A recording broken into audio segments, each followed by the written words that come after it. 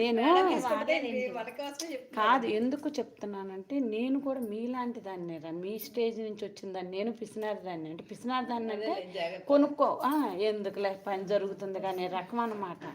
తర్వాత తెలిసిద్ది అనమాట, అయ్యో ఎన్ని రోజులు టైం వేసి ఇప్పుడు మీకు కూడా ఒక ఫీలింగ్ వచ్చింది, అబ్బాయి ఎప్పుడో తిపాటి మాస్టర్ అయిపోయే వాళ్ళమే అని అనిపిస్తుంది కదా.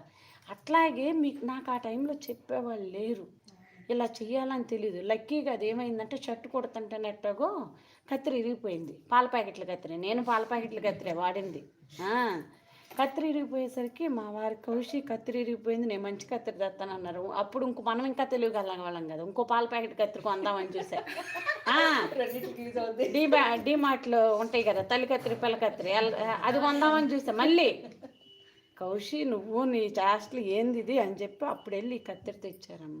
అప్పుడు తెలిసింది దీని వాల్యూ. అప్పుడు దాకా నాకు